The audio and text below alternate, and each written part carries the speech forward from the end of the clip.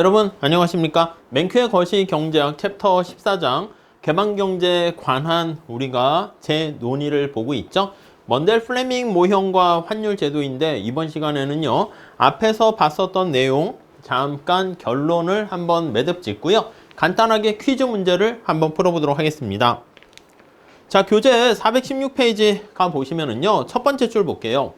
이 장에서 우리는 가격이 비신축적인 단기에서 소국 개방 경제가 어떻게 운영되는가를 검토했습니다. 그러니까 전에는 단기가 있고요. 그 다음에 이걸 나중에 확장시켜서 장기로 우리가 다시 얘기를 하게 됩니다. 오케이? 그리고 국가 자체가 소국 경제가 있고요. 이 소국 같은 경우에 이제 매칭되는 게 여러 가지죠.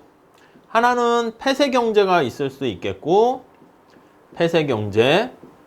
근데 우리는 소국 개방 경제를 모형으로 살펴보고 있습니다. 오케이?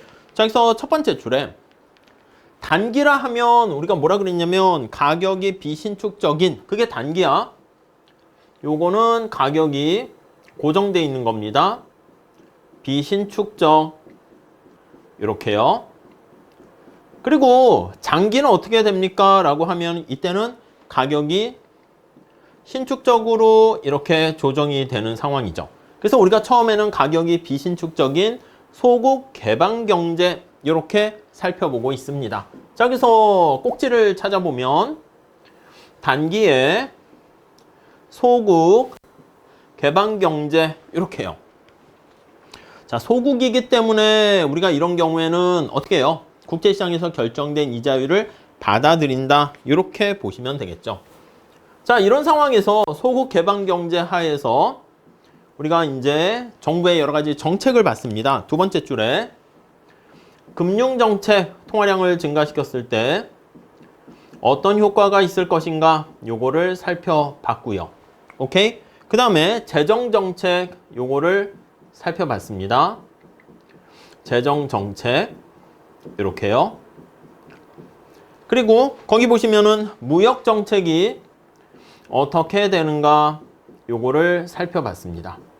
근데 이 무역정책과 재정정책과 금융정책이 이게 또 폐쇄경제와 그 고정환율제도와 변동환율제도에서 어떻게 되는가 이렇게 얘기를 하는 것이죠.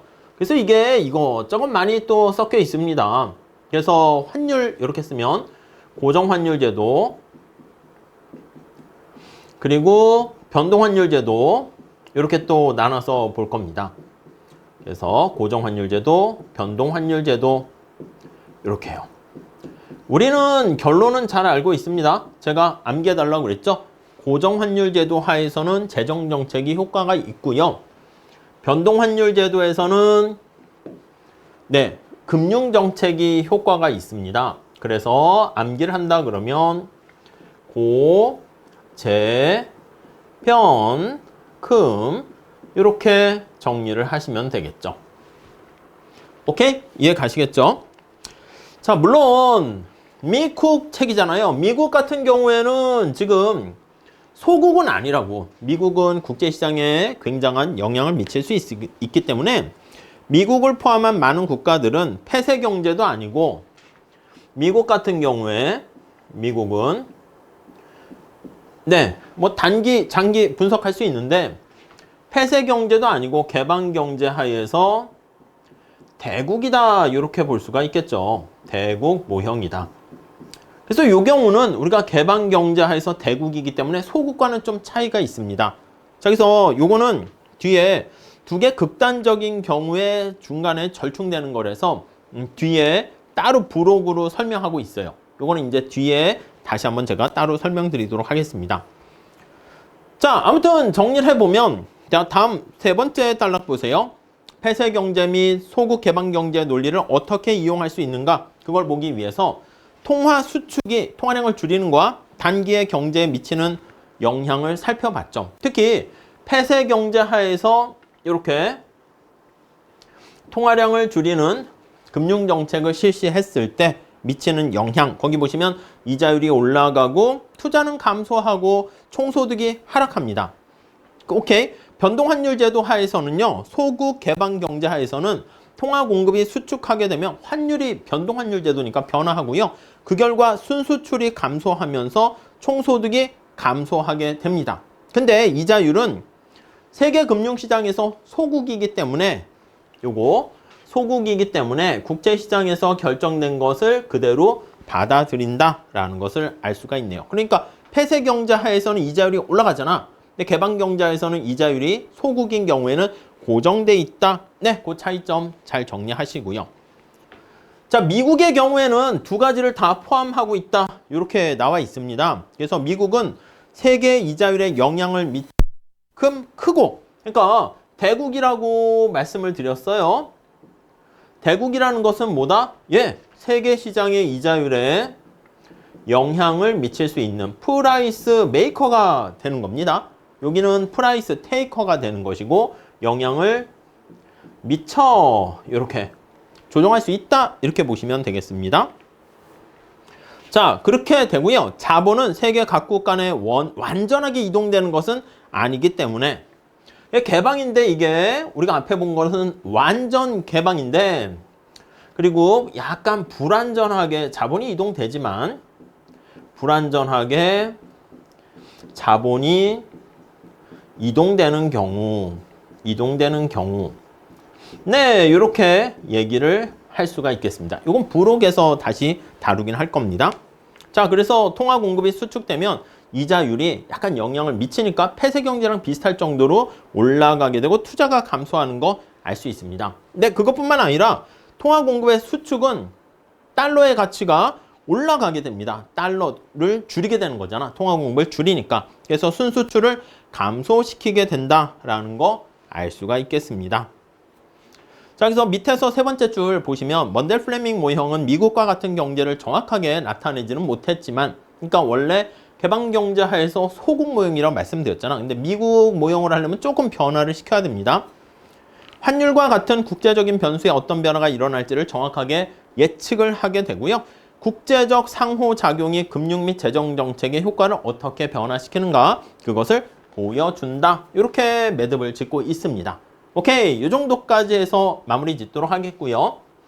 자, 몇 개 문제 좀 풀어보도록 하겠습니다. 퀴즈 풀어볼게요. 자, 1번 한번 풀어볼까요? 자, 변동환율 제도 하에서 먼델 플레밍 모형의 경우 다음 중 어느 것이 소득을 증가시키겠는가? 여러분, 고제 변금 하니까 변동환율 제도에서는 금융정책이 영향을 미칩니다.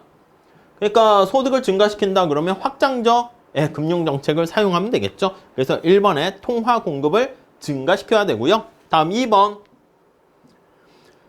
자, 2번 같은 경우는 거기 보시면 고정환율 제도입니다. 먼델 플레밍 모형에서는 어느 것이 소득을 고정환율 제도는 재정정책 이렇게 했잖아요. 그러니까 확장적 재정정책 실시하게 되면 국민소득을 증가시킬 수 있다. 이렇게 얘기하는 거죠. 그러니까 조세 같은 경우 정부 지출을 증가시키거나 조세를 감면해야 된다. D가 맞게 되겠죠. 다음 3번 한번 봅시다. 3번.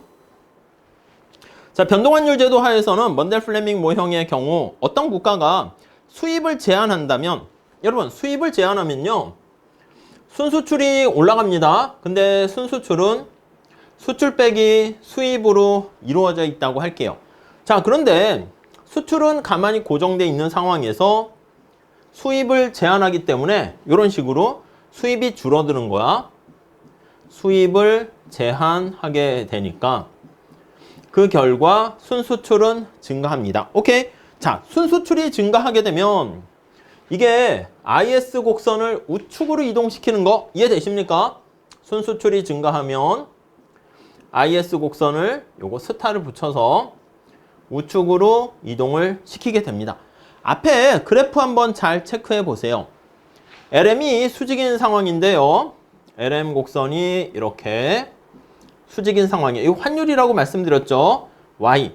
IS 곡선이 이렇게 돼가지고요. 우측으로 이동을 하게 됩니다. 따라오셨죠?